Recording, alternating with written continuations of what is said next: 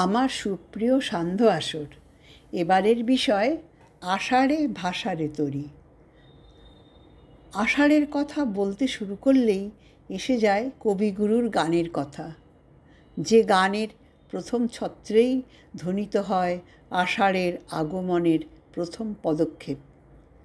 বহু যুগের ওপার হতে আষাঢ় এলো আমার মনে, কোন সে কবির ছন্দ বাজে ঝরো ঝরো বরিশনে। দহন শয়নে তপ্ত ধরণী পড়েছিল পিপাসার্তা, অমৃতবাণীর পরশ নিয়ে এ আষাঢ় এলো পূব সাগরের পার হতে ঘন ঘন গভীর গুরু গুরু রবে।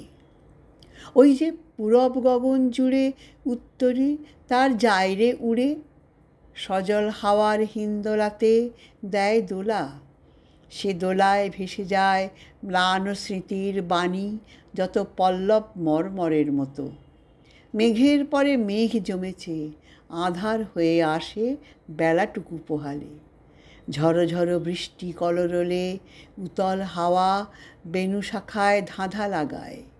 এই আষাঢ়ান্ত বেলায় পূবে হাওয়া বয়, কূলে নেই কেউ, দুকুল বাহিয়া উঠে পড়ে ঢেউ। দর দর বেগে জলে পড়ি জল, ছল ছল উঠে বাজিরে।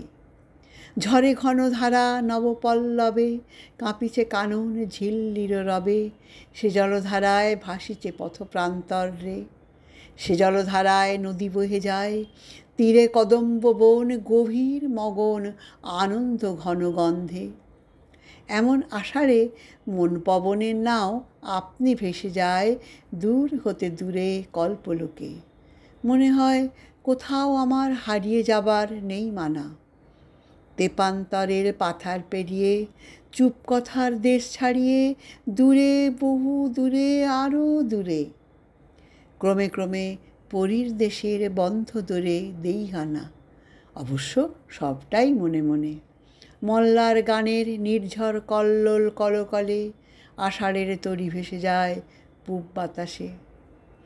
নমস্কার, ধন্যবাদ আনতে চিত্রা পাল, জলপাইগুড়ি থেকে বলছি।